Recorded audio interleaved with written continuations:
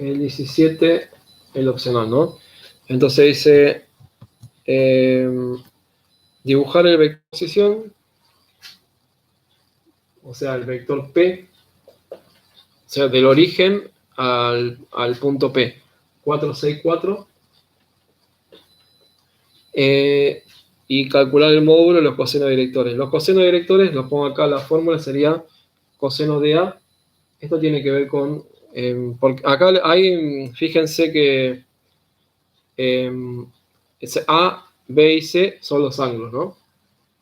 A coseno de A es igual a X sobre el módulo de P, en este caso, porque P es el vector, ¿sí? O sea, esto que puse en la práctica sería 17B, ¿no? Decía, sí. El que puse en la práctica es un ejemplo, ¿no? Como si fuera que el vector es B. Coseno de B es igual a I sobre el módulo de P, y coseno de C es igual a Z sobre el módulo de P. Entonces, esto es lo que nos da el ejercicio, ¿sí? Estos son los cosenos directores, y ahora les voy a mostrar qué significa eso en el gráfico, ¿no? Voy a hacerlo un poquito mejor esto porque...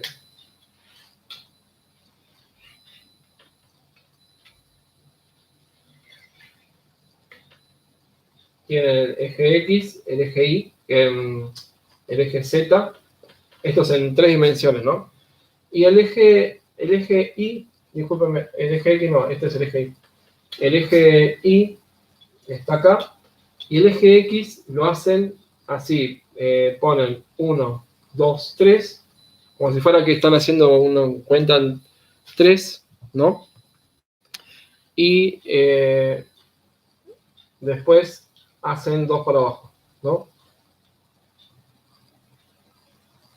Ese sería el eje X, pero lo pueden hacer a 45 grados. Si lo hacen a 45 grados, por ahí sale medio. Esto lo borran y ya está, ¿no? Entonces, este es el eje X. Una vez que tienen los ejes, ubican la X, esta es la X, la Y y la Z, ¿sí? La X vale 4, o sea que yo voy a poner ahí 4 para allá, ¿sí? Los marco primero, 4 para acá, 6 en Y. Entonces lo que pasa es, fíjense que lo que va a pasar acá, a partir de acá me tengo que ir 6, ¿sí? Voy a medir, por ejemplo, 6, si esto era 4, 1, 2, 3, 4, si este es 1, 2, 3, 4, 5, 6. Entonces, paralelo al eje Y, me voy moviendo, ¿sí? Y esa sería la línea, bueno, acá se me fue un poquito, bueno. Sería paralelo al eje Y, está los de X igual a 4, este sería X igual a 4. Y paralelo al eje X tendría el Y igual a 6. ¿Está bien? Tiene que ser paralelo. ¿Sí? O sea, y ahí nos queda como un paralelogramo, ¿sí? Este lado es paralelo a este es paralelo a este, ¿sí? Si lo hacen con los auriculares, mejor. Entonces, acá estamos en 4 de X, 6 de Y, pero falta 4 de Z, o sea que hay que subir 4 de Z. Si acá subo 1, 2, 3, 4, lo que pueden hacer es esto, medir cuánto es esto, ¿sí? Sería 5, vamos a poner que 6, ¿sí? 6, 6, ¿sí? 6 para arriba, 6 unidades de mi regla, ¿no? Y ahí estaríamos en 4, ¿no? Si yo lo mido 1, 2, 3, bueno, acá no me da igual. 1, 2, 3, 4. A la altura de 4. Este punto y este punto están a la misma altura, ¿sí? Parece que no, porque están en 3D. Bueno, y entonces lo que yo puedo hacer para que se vea mejor es que armar el cubo, ¿sí? Entonces armo el cubo,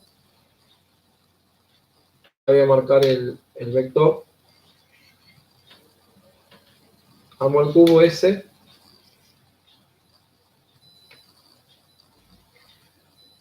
esto no hace falta, solo para que vean cómo es dónde está posicionado el vector S. El punto S, este es el punto P. Y después el vector que va del origen hasta P, ¿cuál sería? Y bueno, desde el origen, que es este, hasta P, que es este. Ese es el vector P. El vector, ¿está bien? Ahora, una vez que está para acá, o sea, 4 unidades para acá, 6 para acá y 4 para arriba.